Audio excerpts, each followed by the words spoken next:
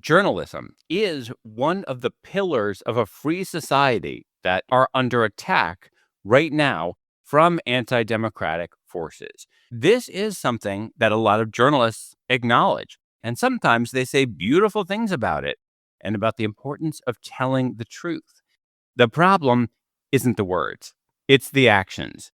That was so clear when the Washington Press Corps got together recently to celebrate themselves. Live from Washington, D.C., it's the 2025 White House Correspondents' Dinner. In a previous episode, I went into how incredibly much is wrong with this annual tradition, which is usually filled with celebrities and hosted by a comedian. This year, they canceled the comedian, and there were fewer celebrities. I heard from listeners who said, I can't wait to hear your take on this year's dinner. I went through the transcript and watched a bunch of it, so you don't have to. Here is what we need to talk about today. Grandstanding. Ahead, I'm going to share what people from big news organizations said and contrast that against what their news agencies have actually been doing. If we want news agencies to do the job of telling the truth always, we have to call this out.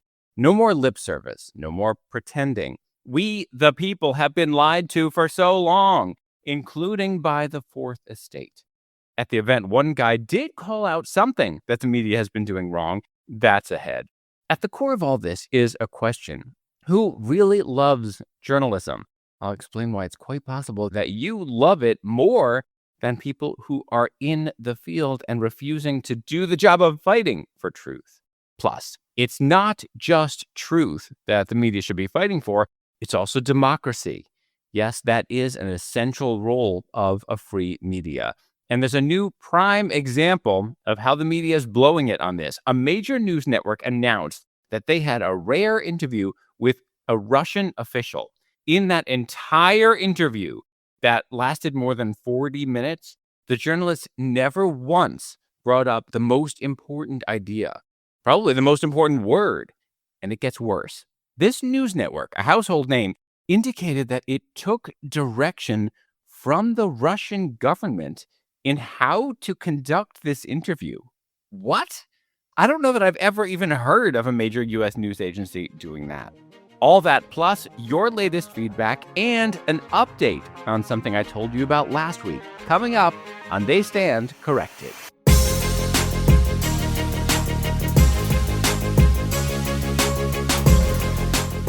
Hello and welcome. It is so great to have you here. I should introduce myself in case you're new. Hi, my name is Josh Levs. I spent 20 years in mainstream media, 10 on NPR and 10 on CNN, where I became lead on-air fact checker. And I saw throughout that time how failures in the mainstream media poison our society. The media should only be providing truth, but instead, major legacy news organizations platform liars without correcting them and lie themselves and leave out context, which is necessary for truth because truth equals facts plus context. And context is more facts that are relevant to understand the main fact you're trying to get across. I know I said the word facts a lot just now, but you followed me. Anyway, I want to take a second to say how grateful I am to listeners. And I've been getting so many amazing messages from you, so supportive, so wonderful. Here is one of the latest that came in. Hi, Josh. This is Sabrina from Silver Spring, Maryland. I just wanted to say how much I love your podcast. I really appreciate the meaningful content you share and your commitment to accuracy in journalism. It's so important to have a clear understanding of key news events and topics, and you help make that possible. Thank you for everything you do. Thank you, Sabrina. And thanks to all of you who are sending messages and so much support. You might wonder how to do that. So here's the deal. When I launched this show, I made an unusual decision for the way things work these days. I decided not to do social media battles. I'm about facts, about truth. And so often social media is where facts go to die. So I post on social media, absolutely, but I don't battle there. And those battles are what drive traffic because that's the kind of thing that the billionaire owners of those platforms want. So how do you get in touch with me? The first and best way is to become a paid subscriber to my newsletter. With each episode, I send out a newsletter packed with links to the stuff I talk about, videos, images, clips, all kinds of things that give you more information than I can fit into an episode. Also, some things pop up during the week between episodes that I address at the newsletter. It's free. Anyone can get it. Follow the link in the show notes, or if you want something you can memorize, just my website, joshlevs.com, JOSHLEVS.com. There's lots of great information for you there, and you will see the button to follow the newsletter. It is free, but paid subscribers get all this extra content, including I teach my paid subscribers how to access just about any news article for free, legally, no paywalls. So I've been hearing from my paid subscribers that they're saving tons of money, which is awesome. Paid subscribers can message me directly. They are very often the ones who send me links for topics I cover on this show. That's the first place I check. The other way to get in touch is through a form at my website, and it's a really cool form that sends you a code that lasts only a brief period of time, which helps make sure the form gets to me. Everyone getting in touch any which way. I am super grateful. All right, enough of that. Let's dig into this. So much to talk about today. I have an update for you on a man from Columbia University who I discussed last week. The media portrays him as this peaceful person who just wants to use his free speech rights. They are hiding his long history of support for terrorism. He has been released, and the coverage of that is hugely problematic too. I will discuss that coming up. Also, the Washington Press Corps' evening of self-congratulations. But first, this. Russian officials rarely give interviews to U.S. media outlets, but we were able to speak with Foreign Minister Sergei Lavrov exclusively from Moscow. That is CBS News. The Russian official, Sergei Lavrov, was in Moscow, but the anchor, Margaret Brennan, was in her studio. This was for Face the Nation, the network's Sunday political talk show. They ended up airing a big chunk of this interview on the show itself. About a third of the show was dedicated to this, and they posted what they called the full extended video online. That video is 44 minutes long. And in the entire conversation, CBS did not once mention what Russia's war against Ukraine is, an attack on democracy. They did not use the D word or bring it up at all. The media keeps telling us that democracy is under attack. It is. Russia's military attack on Ukraine was about this. So was Hamas's attack on Israel. The former president understood this. Here was President Biden in 2023. Hamas and Putin represent different threats, but they share this in common. They both want to completely annihilate a neighboring democracy, completely annihilate it. There were some great analyses of that speech from the Atlantic Council. One was from John Herbst, a former U.S. ambassador to Ukraine. He called it a bravura presidential moment and legacy builder. I wonder if that's the only time I'll ever use the word bravura. I don't think I've ever said it before. Anyway, Trump does not talk about the fight for democracy. He himself is cracking down on democracy. Real democracy requires balance of power. It requires the executive branch, overseen by the president, to follow checks and balances of the judicial branch, for example, which means obeying court decisions. Without that, you don't have law and order. And Trump has long been pro-Russia and has no interest in protecting Ukraine. And he has treated Ukraine horribly. He's also been called out for it by some staunch conservatives. All that is background for this CBS fiasco. The host, Margaret Brennan, never talked about democracy, but kept asking Lavrov about something Trump had posted on social media. President Trump has said publicly the Russian strikes are not necessary and very bad timing. Vladimir, stop, was his quote. What made it worth killing civilians when Ukraine says it's ready for a ceasefire? We only target military goals or civilian sites used by the military. That's not true, and she didn't fact-check him, but no surprise there. Listen to what happened throughout this interview. Here are 3 more clips from it. So just to be clear, when the president of the United States says, Vladimir, stop, is this a rejection of that request? Will Russia continue targeting Kyiv despite President Trump saying, Vladimir, stop? What confidence-building measure can Russia offer now, particularly after this strike in Kyiv, where the president of the United States is saying, Vladimir, stop? I want to help you understand how the news world works, and this provides an opportunity to go into something I haven't yet discussed on this show. First, when you want an answer to a question and you don't get an answer, it's completely fine to keep pushing for an answer. There's nothing inherently wrong with coming back to something if you're actually demanding an answer. And there are ways to make super clear that that's what you're doing.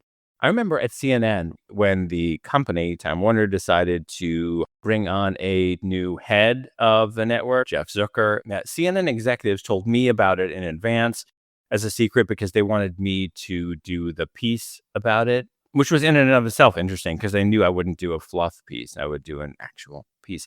Anyway, he did not give CNN a separate interview. Even on the day of when the announcement was made, I had to call him to a news phone conference just like everybody else. I was representing CNN on that call, and I was not called first. The whole thing was crazy. Anyway, the other reporters tried to get him to say something about the ratings and beating Fox, and he kept talking around it and saying these general things, and no one was getting what they wanted. Anyway, he finally called on me for one of my questions. I just put it very simply. I said, yes or no?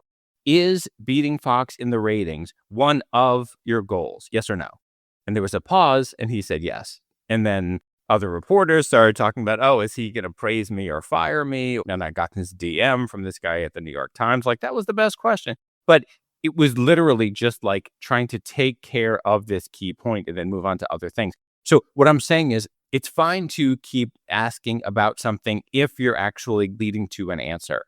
But here, she just kept bringing up this thing, and it wasn't clear exactly what she was trying to get. This brings me to something that happens in the news a lot that most people outside the news industry don't know about. Very often, going into an interview, what a major news agency wants is some kind of soundbite that they hope will then be picked up by other media all over the world so they can claim that they made news. And they often go into an interview knowing the kind of soundbite that they are hoping to get. So I'm not inside their mind, but I can tell you it's likely that that's what was going on here. What happens in these cases is they get so stuck on trying to get something that they give up precious time and lose sight of the big picture. In this case, Lavrov even gave her an opportunity that she could have taken to bring up democracy. He said this. Europeans are really very nervous that they're being marginalized. Seriously, he wants to claim that he's speaking for Europe. European democracies are disgusted by the United States turning its back on Ukraine. They see the threat against democracy. They want to protect democracy, but nothing from CBS about that. And then there's this from Lavrov. The international system of diplomacy was not used for the entire duration of the Biden administration. That is straight up false. This interview was not live. It was pre-taped and then loaded up online. They could have put this together in a way that they stop in the video to give you facts. Even if they didn't during the interview, they could still do it for you, which would be an act of journalism. I wrote about this in a piece for The Contrarian, which you can see in my newsletter. The responses there have been amazing. Thank you, folks. I pointed out that CBS could have, for example, cited a U.S. State Department official who wrote a column in Foreign Policy saying that Russia's invasion, quote, occurred despite every effort of Washington diplomats to avert it. The Biden administration deployed a Swiss Army knife of both traditional and innovative tactics aimed to avoid armed conflict. Or they could have quoted the Quincy Institute for Responsible Statecraft, which praised Biden in 2022, saying he was, quote, right to pivot toward diplomacy in the Russia-Ukraine war. CBS could even have quoted its own reporting. Here was CBS in 2022. We should give the diplomacy every chance to succeed. President Biden said diplomacy was still the preferred option, but he made clear that Putin's demand that Ukraine never become a member of NATO is off the table. He also had a warning for Putin. Though I've been clear that if Russia targets Americans in Ukraine, we will respond forcefully. Mr. Biden's speech today is his first on the crisis amid weeks of diplomatic talks, including a call today with the French president. Now, all that's bad, but this surprised even me. Listen to what Margaret Brennan said at the top of this interview. Before the cameras rolled, his communications team suggested that we ask him to keep his answers short. He made the point throughout the interview that he was trying to do just that. Did CBS take editorial guidance from the Russian government on how to conduct the interview? His team suggested that you ask him to keep his answers short. Who cares what his team suggested? Technically, Brennan did not say, and we did what the Russian government suggested, but it sure seems that they did. Listen to the kinds of things that Lavrov kept saying. Now I understand, by the way, why you wanted to get brief answers to your questions. You want a brief answer, right? As I understand from your initial words. Or you want an answer which is explaining the situation. You wanted a brief answer, I will have to be longer, since it is not probably getting through. So, yeah, it seems CBS did what his communications team wanted, which is crazy. You never take that kind of guidance from anyone's communications team, let alone the Russian government. Even as I say this to you, I'm still surprised. Anyway, I emailed CBS asking them about this, and shocker, I have not heard back. Now, as for the idea of brief answers in general, whether that is a good idea journalistically depends on the situation. It depends on how much time you're allotted. For example, if you're doing a live interview, which should only be done with people who do not have track records of lying to the media, then you probably want brief answers to squeeze as much as you can get into that limited amount of time. When I interviewed people live on CNN, I generally told them in advance to keep their answers brief. And I told them, if I interrupt you, I'm not being rude. It's that I know what I need to get in the very few minutes that I have you. So just trust me. But if you have time, then letting a person give longer answers can be very helpful. If someone starts babbling, they might end up saying something they didn't plan to say. They might go off script. They might spill some truth. So if CBS did this, why? Coming up, the Associated Press and the BBC at this year's White House Correspondents Association dinner.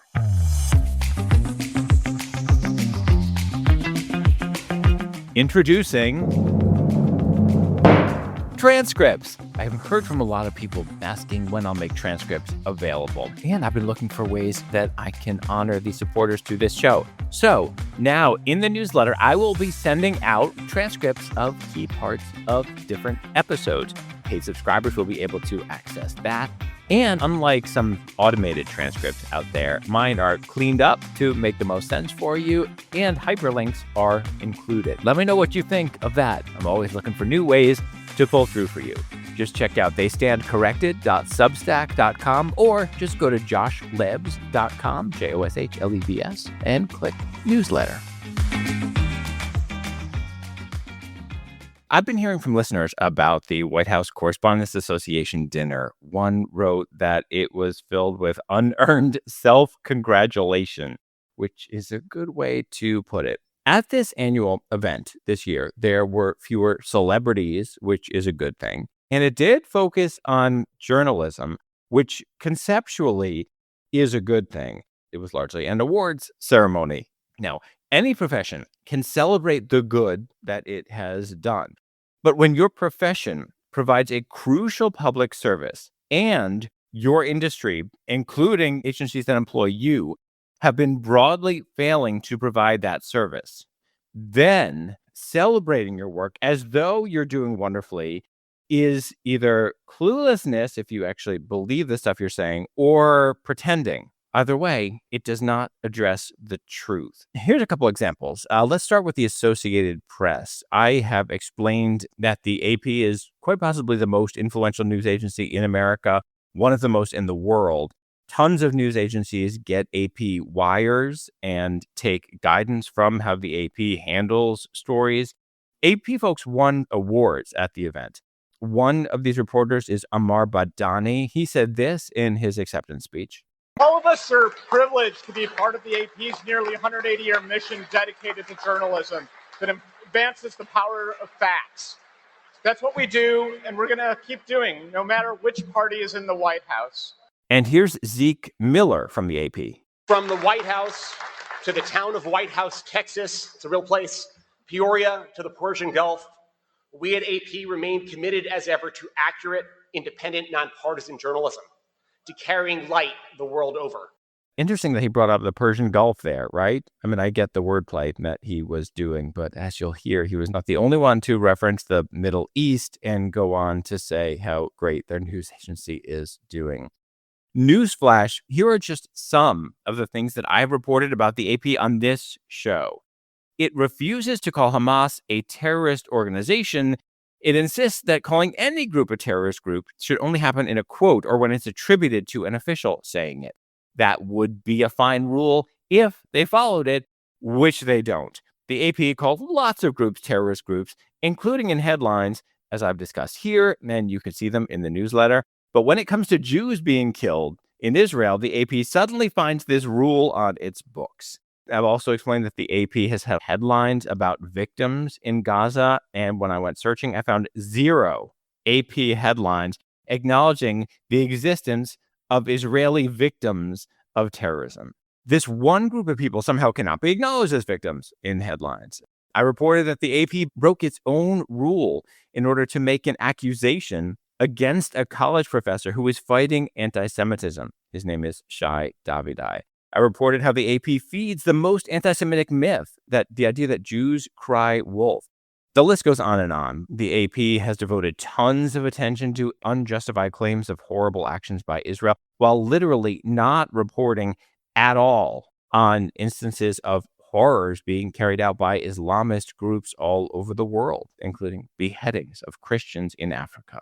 So at this event, we've got AP folks saying that their organization is advancing the power of facts. That's what we do. And saying that it's as committed as ever to accurate, independent, nonpartisan journalism, to carrying light the world over.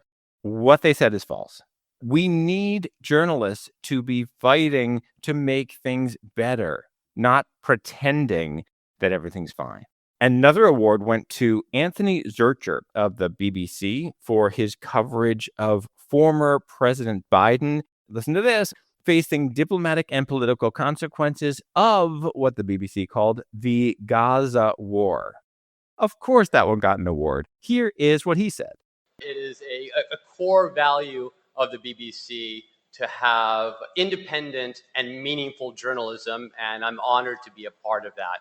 I appreciate the fact that they've allowed me to cover the White House and the fraught diplomatic and political fallout from the Gaza war.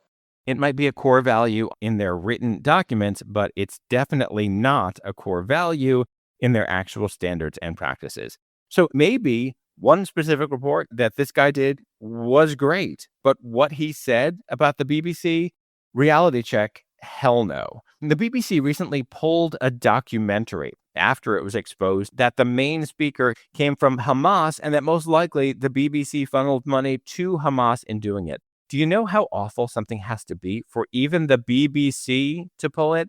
I interviewed a guy who did an extensive study that looked at the incredible bias at the BBC. In another recent development, the BBC, it has yet another contributor on its Arabic channel who is proudly called for the deaths of Jews and praised Hitler and Nazis. BBC folks do this stuff all the time. In episode 2 of this podcast, I played the BBC lying about its own operations. This was an executive claiming they follow a rule that they don't. The BBC is a mess. Don't whitewash your news agencies. Don't pretend they're doing things they're not doing. You might think, well, look, they're employees. They want to praise their bosses. Let's think about that. If a hospital was not treating half its patients, letting them flounder, even die, not getting medicine, not getting anything, and then there was some award ceremony in which doctors at that hospital got awards and praised their own hospital, people would immediately hear how crazy that is, right? If firefighters won an award for work they have done in putting out fires and they used their speeches to praise their firehouse, but it turns out that firehouse has been ignoring half the fire calls and letting arsonists run free, people would hear how crazy that is. This is the same thing. Journalism is a service profession. That brings me to something I mentioned at the top. Who really loves journalism and the role of journalism in a free society? If you love something, you can't stand to see it fail. You want it to do better. You want it to thrive. I'm doing this because I love journalism and what it should stand for.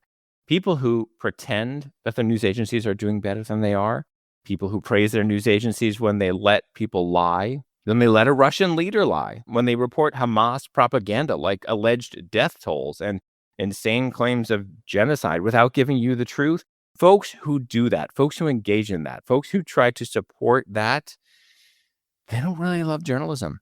If you love it, you are fiercely committed to the truth, the whole truth, and nothing but the truth. I'll be right back.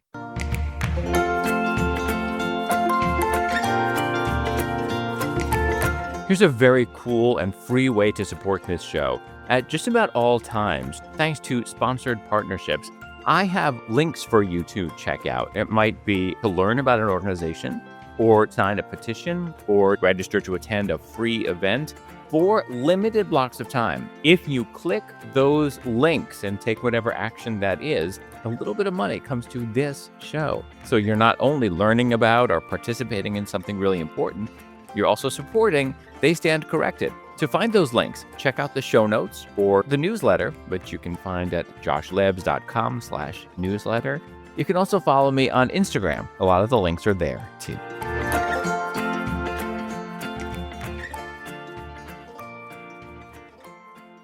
At the White House Correspondents Association dinner, one speaker did say something critical. Alex Thompson of Axios got an award, and he mentioned how the media missed Biden's decline, which the White House had worked to cover up. Being truth tellers also means telling the truth about ourselves. We, myself included, missed a lot of this story, and some people trust us less because of it. We bear some responsibility for faith in the media being at such lows.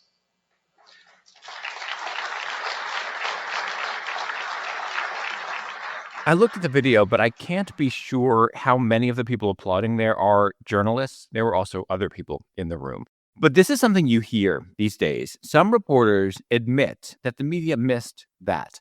You also sometimes hear it about the lab leak theory with COVID, the possibility that it was a leak from a lab in China. But even if journalists applauded that line that you just heard, their news agencies are not taking it to heart. Obviously, news agencies are refusing to acknowledge errors. They are being defensive, and they are right now missing huge stories and huge parts of stories. That's what this podcast is largely about. Here's the latest example. Last week, I told you about Mohsen Madawi, a leader of the vicious anti-Semitic movement at Columbia University, who is here on a green card. After that episode came out, he was released. So he's no longer being held, but his immigration status remains unclear. The media coverage in big news agencies continues to portray him as a perfect, peace-loving hero. Last week, independent journalist David Collier joined me to explain what his very basic fact-checking found, how this guy, Mohsen Madawi, has clearly made up his background. Well, now it's gotten even worse. After his release, Madawi gave an op-ed to, of course, the New York Times. And, of course, the New York Times, yet again, did not bother to fact-check. Madawi used this piece to change his story yet again. And the one he's currently telling is physically impossible. If you missed last week's episode, you can learn about this there. His central story has been about how when he was 10 years old, the Israeli military allegedly shot his best friend in the chest. David showed that there's no way that happened. Well, Madawi later on tried to say that it happened when he was 12, but that still didn't make sense, according to records of what has actually gone on in that area where he's from. And now, in the New York Times op-ed, he claimed that it happened when he was 11. He has also insisted for so long that his favorite uncle sat with him by his best friend's grave and gave him this beautiful speech about the importance of education. But he has also said that he marched in his uncle's funeral on his 11th birthday. If this sounds confusing, that's because it makes no sense. I have laid this out over at my newsletter. You can see it there. And in a new column for a site called The Times of Israel, where I put this headline, "Is Mohsen Madawi the new George Santos?" You can find that in the newsletter and the show notes. Media. If you applaud for the idea that you must be fierce truth tellers, while also refusing to tell the truth, the whole truth and nothing but the truth, That is, by definition, grandstanding. As always, I want to hear what you all think. There are 2 ways to get in touch with me. I mentioned it at the top. I check every message and I reply when I can. And when folks request it, I send some merch too. Be in touch. Thank you so much for listening. I will see you next week.